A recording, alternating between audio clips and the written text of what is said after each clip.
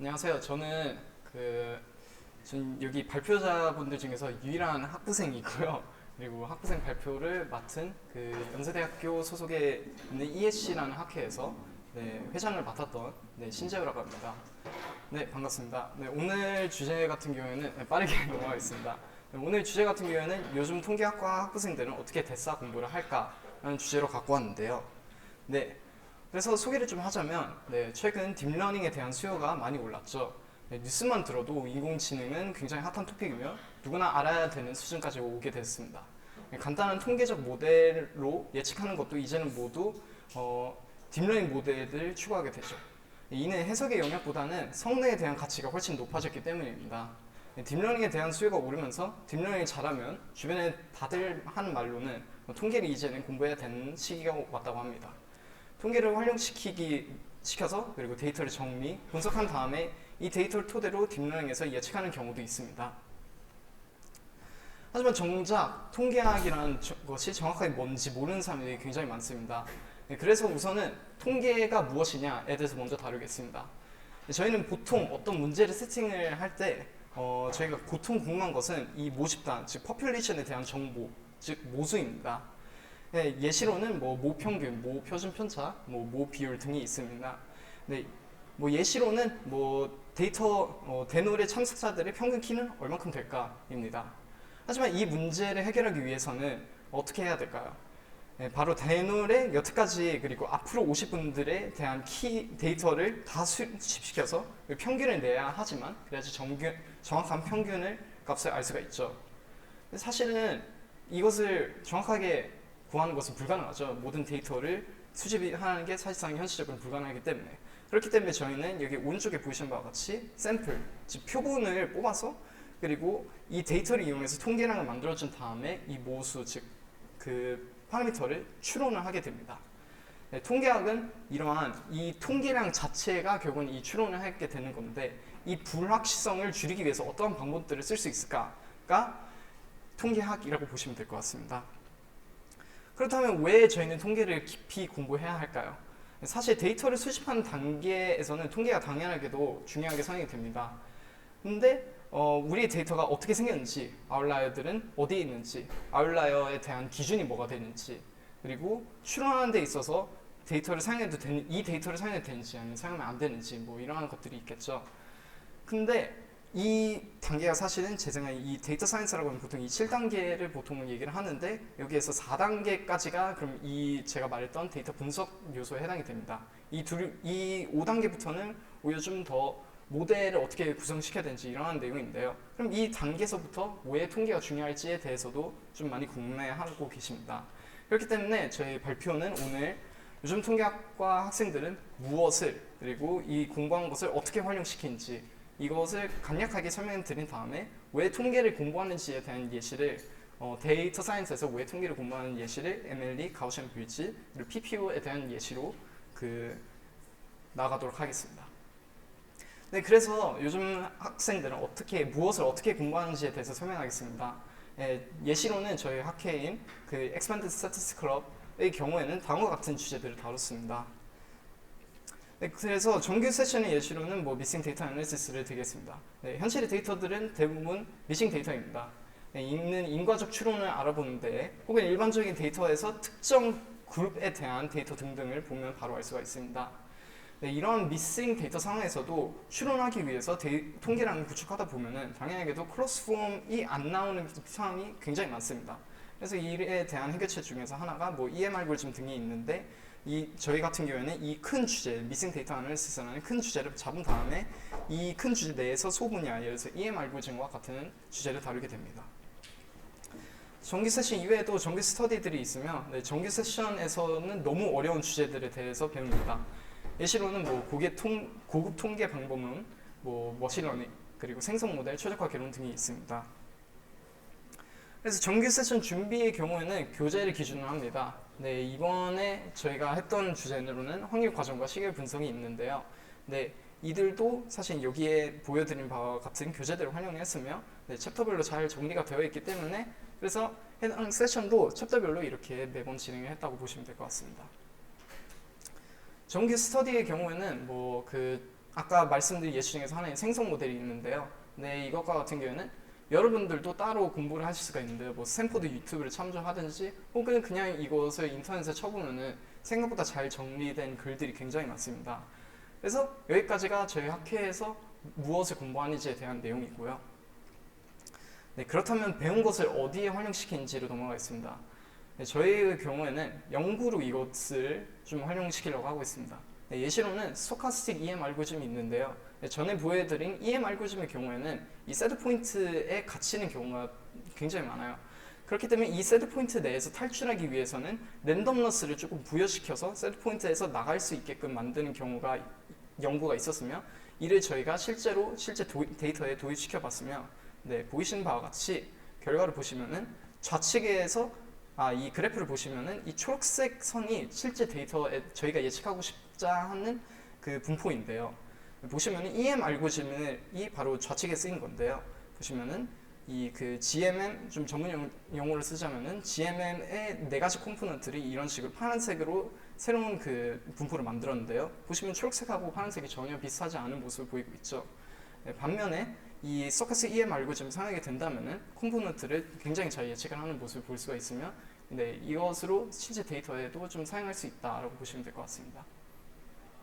네, 저희 학교 통계학과의 대표를 하고 있는 ESC 학회원들이 어떻게 공부했는지에 대해서 알아보았으며 더 궁금한 게 있으시면은 그냥 QR 코드를 첨부해 주시면 될 것 같아요.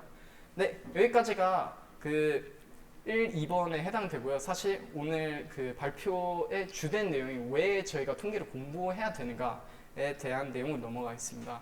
네, 물론 제가 데스사에 대해서 처음에 굉장히 많은 설명을 드렸었는데 데스사를 공부하는 데 있어서 통계가 왜 중요하다, 도무지 모르겠다, 그냥 기본적인 것만 알면 되는 거 아니냐가 대부분의 사람들이 생각하는 그 취지일 것 같아요. 뭐 인공지능이든지 데스사이든지.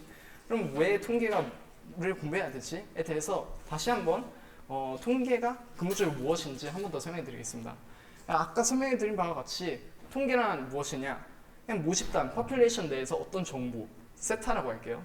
이 세타가 여기 이 심볼인데요. 네, 모수, 뭐 예를 들어서 모평균, 모표준편차, 모비율에 대한 값을 저희가 정확히 구하고 싶다. 근데 그러기 위해서는 아까 예시를 드린 바와 같이 세상의 모든 데이터가 필요하겠죠. 근데 사실 그건 불가능하잖아요. 모든 데이터를 수집하는 게. 그렇기 때문에 이 일부의 데이터를 샘플을 시켜서, 즉 여기 보이시는 바와 같이 랜덤 샘플, 표본을 샘플을 해와서 이것을 토대로 저희의 통계량을 만들어서 이 모수 세타를 추론하게 됩니다.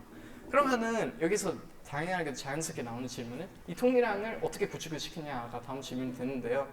네, 그냥 가장 보편적인 방법으로는 이 Maximum Likelihood Estimator, 즉 MLE라는 기법을 사용합니다. 네, 이거 식 같은 경우에는 확률에 대한 곱셈으로 표현이 되는데요. 그 전에 좀 설명해 드려야 되는 게 우도에 대해서 그럼 설명해 드려야겠죠. likelihood가 뭔지. 그래서 이것이 무엇인지에 대해서 설명해 드리려면 우선은 확률과 우도에 대한 차이가 무엇이냐에 대해서 설명해 드리겠습니다. 네, 확률이란 어떠한 정해진 분포 내에서 저희 데이터가 얼만큼의 확률을 가질까에 대한 수치라고 보시면 될 것 같아요. 그렇기 때문에 여기에서 분포가 정해져 있기 때문에 모수도 결국엔 정해지게 됩니다. 근데 반면에 우도는, 그러니까 likelihood는 데이터가 고정되어 있고요. 모수가 움직입니다.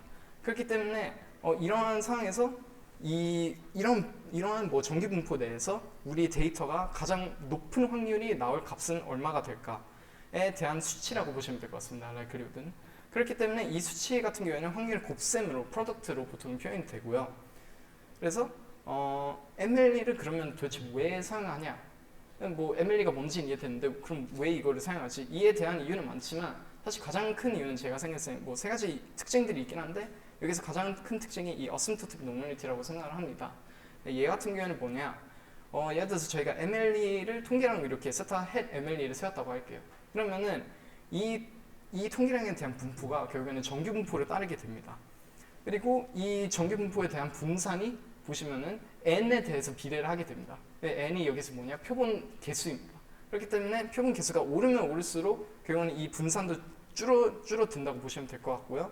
여기 보시면은 그냥 이것을 좀 비주얼라이즈 시켜주는 간단한 플롯을 가져왔는데 보시면 n이 커지면 커질수록 점점 더 점선, 즉 정규 분포의 표준 정규 분포에 근접하는 모습을 보일 수가 있죠. 그렇다면 여기까지가 통계에 대해서 아마 통계학을 조금이라도 공부하신 분들은 아실 겁니다. 이 내용을. 그럼 이게 도대체 왜 중요하냐? 도대체 왜 딥러닝이 어디에 쓰이냐? 인공지능이 어디에 쓰이냐로 질문으로 넘어갈 수 있을 것 같은데요. 보시면은 그것에 대해서 설명드리기 위해서 우선은 최근에 LLM 모델들이 어떤 식으로 구성이 되냐 먼저 설명드리겠습니다. 네, LLM 모델들 다들 뭐 한 번쯤 써보셨을 겁니다. 근데 이게 최근 LLM 모델들을 다 보면은 모두 트랜스포머 구조를 띄우고 있습니다. 근데 트랜스포머 구조에 대한 가장 큰 특징이 바로 오토 리그레시브한 구조를 띄우고 있다는 겁니다. 근데 이런 구조의 특징으로는 뭐 예를 들어서 단어들을 이렇게 never gonna give you 이렇게 딱 주면은 다음 단어를 이런 식으로 예측을 하는, 그 다음에 다음 단어, 그럼 never gonna give you up이 있으니까 이 단어들을 인풋을 받고 다음 단어인 never를 다시 또 뱉는, 이런 식으로 이전 시점들에 대해서 모두 받고 그 다음 이전 시점들을 모두 가진 상태에서 다음 토큰을 예측을 하는 이런 구조를 띄운다고 보시면 될 것 같아요. 그럼 이런 구조를 식으로 표현하자면은 이렇게 위와 같이 나오게 되는데요. 근데 이 식도 사실은 모든 확률에 대한 곱셈으로 표현이 되겠죠. 사실은 뭐 모든 확률에 대한 곱셈으로 이렇게 표현이 되는데요. 이것은 정말 다른 게 아니라 그냥 우도 함수의 그냥 식으로 표현이 가능합니다. 그래서 보시면은 이 식 자체를 이런 식으로도 표현이 가능합니다. 그래서 이게 저희가 아까 처음에 봤던 MLE, 즉 우도 함수에 대한 그 최적화된 식이라고 보시면 될 것 같은데요. 이것을 뭐 다른 말로 하자면은 네거티브 로그 라이클리후드, 즉 네거티브로 로그 우도 함수를 표현하는 게 가능하다는 뜻입니다. 네, 제가 여기서 말씀드리고 싶은 건 뭐냐면 결국에는 결론적으로 LLM의 기본 학습도 ML 기반으로 이루어집니다. 그리고 이것은 결국은 통계의 기본적인 개념이 없으면 LLM들이나 모델들에 대한 학습 원리를 이해하는 것이 어려울 수도 있다는 게 제 첫 번째 결론입니다. 그렇다면 이런 기본적인 통계 개념들만으로는 뱃살을 공부하는데 충분하냐? 아니면은 또 다시 통계를 깊이 공부해야 되는 이유가 또 있을까에 대해서 좀 자연스럽게 질문이 생길 수도 있을 것 같아요. 그래서 이에 대해서 통계에서도 조금 어려운 측에 속하는 개념들을 딥러닝에서 적용시킨 나머지 두 가지 예시들에 대해서 설명해 드리겠습니다. 네, 우선은 첫 번째로는 가우시안 브릿지를 딥러닝에서 적용시킨 예시인데요. 가우시안 브릿지에 대해서 뭐 당연하게도 가우시안 브릿지가 뭔지부터 설명해 드려야겠죠. 그 전에 그 가우시안 브릿지를 이해하기 위해서 우선 브라우니안 모션이 뭔지에 대해서 설명해 드리겠습니다. 네, 브라우니안 모션이란 물리에서 좀 유래가 됐는데요. 여기 마우스가 보이는데 우측 사진에 보이시는 바와 같이 꽃 입자들이에요. 얘네들이 꽃 입자들이 어떻게 관찰을 했더니 굉장히 랜덤하게 움직이더라. 이게 물리 쪽에서 관찰이 됐었는데, 근데 그러면 이 굉장히 불규칙하게 움직이는 운동 현상을 식으로 좀 정리를 해보자. 이게 아인슈타인이 그 식을 정리를 했었는데요. 근데 이게 알고 보니까 통계를 활용한 식이더라로 이렇게 결론이 됩니다. 그래서 통계에서의 브라우니안 모션이 뭐냐? 시점에 따라서 변화하는 확률 과정이라고 보시면 될 것 같아요. 그래서 뭐 좀 더 정확한 추가 코멘트를 하자면은 각 시점마다 변화량에 대한 분포는 정기 분포를 따르게 되고요. 이 시점이 지나면 지날수록 이 정기 분포에 대한 분산이 오릅니다. 즉 여기 사진을 보면 아시겠지만 초기 시점들에 대해서 모두 일단 정기 분포를 따르고요. 근데 초기 시점들에 대해서는 분산이 생각보다 작은 모습을 볼 수가 있죠. 근데 시점이 가면 갈수록 이렇게 분산이 굉장히 높은 정기 분포 모습을 띄우고 있습니다. 네, 이런 식으로 그 브라우니안 모션 정의는 이렇게 되고요. 그럼 가우시안 브릿지는 뭐냐? 가우시안 브릿지라고 하면은 보시면은 여기 전에 예시에서는 시작점은 뭐 그냥 0으로 세팅을 해놨는데, 근데 시간이 지나면 지날수록 이게 랜덤하게 움직인다, 그냥 랜덤하게 움직이게 만든다 하잖아요. 근데 가우시안 브릿지는 뭐냐? 시작점과 끝점이 사실상 고정인 브라우니안 모션이라고 보시면 될 것 같습니다. 네, 그래서 이것은 뭐냐? 보시면은 뭐 간단하게 코드로도 이렇게 구현을 해봤는데, 코드를 구현했을 때 플롯이 오른쪽과 같이 나오는데요. 네, 보시면은 파란색 선이 여기서는 그냥 일반적인 브라우니안 모션이에요. 보시면은 시작점은 둘 다 0으로 고정이 되어 있는데 끝점이 굉장히 이상한 좀 지점에 마무리됐다는 것을 볼 수가 있죠. 근데 이것을 가우시안 브릿지를 혹은 브라우니안 브릿지라고도 불리는데, 이것을 활용시키게 된다면은 시작점과 끝점이 0으로 고정이 되어 있습니다. 그래서 이게 가우시안 브릿지, 굉장히 간단하게 설명하자면 이게 가우시안 브릿지고요. 그럼 이것을 그럼 딥러닝이나 인공지능에서 어디에 활용시킬 수 있느냐? 네, 그 점에 대해서 설명해 드리기 위해서 우선 디퓨전에 대해서 잠깐 간략하게 설명해 드리겠습니다. 네, 디퓨전이 그 생성 모델이고요. 네, 요즘에 굉장히 그냥 핫한 생성 모델 중에서 하나라고 보시면 될 것 같은데, 근데 얘에 대한 작동 원리가 어떻게 되냐면 그냥 어떠한 이미지를 에 대해서 생성을 하고 싶으면은 이 이미지에서 이런 중간에 보이시는 바와 같은 가우시안 노이즈로 먼저 매핑을 시켜줍니다. 매핑을 시켜준 다음에 이 가우시안 노이즈에서 다시 샘플을 시켜서 다시 이미지를 생성시키는 그런 식으로 한번 이미지에서 가우시안 노이즈를 갔다가 다시 이미지로 돌아오는 이런 식으로 그 학습 원리가 되는데요. 근데 이 생성 모델에 대한 예시 중에 하나로는 타스크 중에서 예시로 하나는 이미지 to 이미지 트랜슬레이션이 있는데요. 이게 뭐냐면 이미지 도메인 하나를 예를 들어서 여기서는 강아지가 될 수 있죠. 강아지에 대한 이미지를 먼저 넣고 입력을 하고 그 다음에 호랑이에 대한 이미지를 뵙게끔 하는 그런 이미지 뭐 다들 그 챗GPT 지비리 쓰셨죠. 그것도 사실은 저희 사진을 그냥 넣고 그리고 지비리 이미지를 뵙게끔 하는 그것도 이미지 트랜슬레이션의 예시 중에서 하나인데요. 그럼 이 타스크를 수행하기 위해서 예전에는 어떻게 디퓨전을 활용했느냐? 그냥 이 이미지 강아지 이미지를 하나 넣고 그다음에 얘를 가우시안 노이즈로 매핑을 시킨 다음에 이 가우시안 노이즈에서 그럼 이게 경로 1이겠죠? 그러면 두 번째 경로를 한 번 더 만들어줍니다. 노이즈에서 다시 이 호랑이로 그냥 경로 1, 경로 2 화살표가 한마디로 두 개가 필요하다는 뜻입니다. 근데 이게 사실은 생각보다 성능이 잘 안 나왔어요. 그래서 얘를 그러면 어떻게 좀 완화시킬까 해서 활용시키기에 가우시안 브릿지라고 보시면 될 것 같아요. 이게 뭐냐? 아까 가우시안 브릿지 설명했을 때 시작점과 끝 지점이 그냥 고정이 된 어떤 브라우닝 모션이라고 얘기를 했었죠. 어떤 확률 과정. 여기에 말씀드린 화살표들도 사실은 그냥 확률 과정입니다. 얘네들도. 근데 이것들을 좀 가우시안 브릿지 식을 좀 잘 활용하다 보면 물론 디테일로 가려면 한 1시간 정도 걸릴 것 같아서 디테일 넘기고 그리고 가우시안 브릿지를 어느 정도 잘 활용했다라고 보시면 될 것 같고요. 가우시안 브릿지를 활용시키게 된다면은 이 강아지에서 한 번에 호랑이로 이렇게 출력시킬 수 있는 경로를 하나로 만들었다라고 보시면 될 것 같아요.